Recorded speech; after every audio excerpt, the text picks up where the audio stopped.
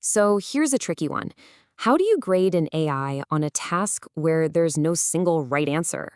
I mean, think about a doctor trying to diagnose a really complex illness. It's not just about being correct, it's about the quality of their reasoning, right?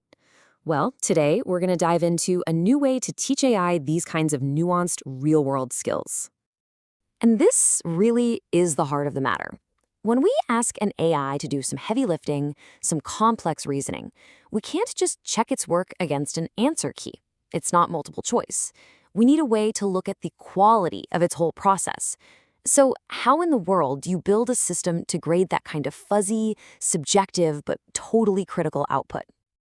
You've hit on one of the biggest challenges we're facing in AI right now. It's a huge bottleneck. For a while now, the field has been relying on two main ways of training AI for these complex jobs. And honestly, both of them have some pretty major flaws. Okay, so on one side, you've got what we call verifiable rewards. This is perfect for something like math or writing code, where an answer is either right or wrong. Simple. But the real world is messy. It's just not that clean. On the other side, you've got preference-based methods. This is where a human just looks at two different AI responses and picks the one they like better. The huge problem there is the AI doesn't learn why one was better. And the paper points out something really interesting. This can lead the AI to learn cheap tricks, like just writing longer answers, because it figures out that humans tend to like those more. It's not getting smarter, just better at faking it. Okay, so to recap, one method is way too black and white, and the other is this expensive, kind of mysterious black box. It really sounds like we're stuck between a rock and a hard place. So what's the way out? What does this paper propose? Well, the solution they came up with is actually something you'll probably recognize from school. They use rubrics. Yeah, exactly. They call the framework Rubrics as Rewards, or RAR for short. The whole idea is to break down what makes a good response into a detailed checklist. Literally, just like a teacher uses to grade an essay. So instead of just getting a vague thumbs up, the AI gets a full report card. It gets detailed feedback on specific criteria for every single answer it comes up with. So the process they built has two main stages. First, you have generation.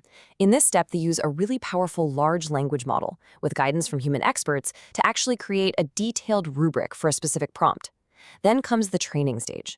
Another LLM, acting as a judge, uses that exact rubric to score the AI's responses.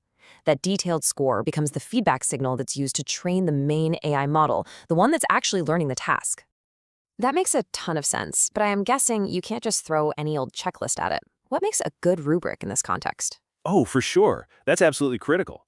The researchers defined 4 key principles for making a really solid rubric. It has to be grounded in expert examples.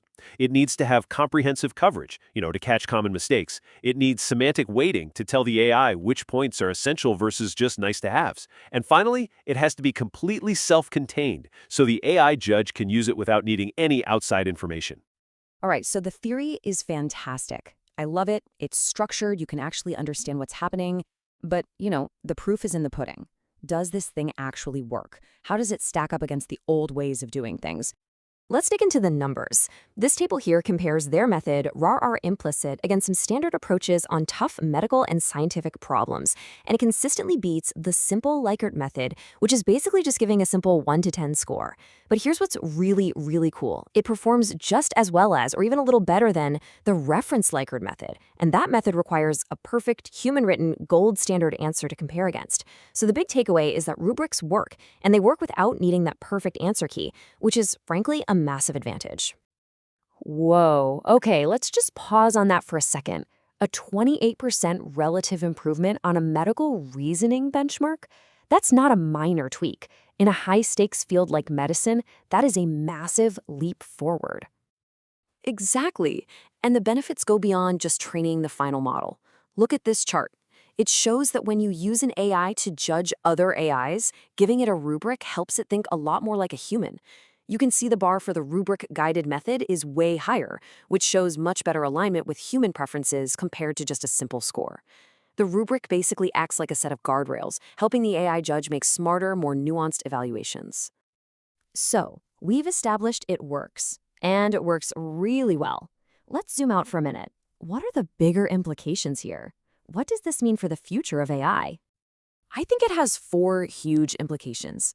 First, it makes AI way more transparent. You can literally audit the rubric to see why a decision was made. This leads to better alignment with human values, because we're judging based on explicit criteria, not just a gut feeling. We also saw that it delivers robust performance across different sizes of AI models. And finally, it's far more scalable, since creating a good rubric is often a lot easier than writing a perfect gold standard answer for every possible question you can imagine. Of course, no single study can answer everything.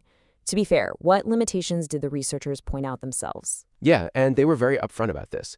They noted their study was limited to just medicine and science, so we still need to see if this works as well in other areas. They also only tested 2 different strategies for adding up the rubric scores. And importantly, they didn't do a deep dive into reward hacking, the risk that an AI might find a loophole to score well on the rubric without actually giving a good answer. Which brings us to our final thought. This research suggests that something as simple and familiar as a checklist could be a powerful key to building more transparent, aligned, and ultimately more trustworthy AI. It's a fascinating shift from these complex, opaque systems to structured, understandable ones. Definitely something to think about. Thanks for joining this explainer.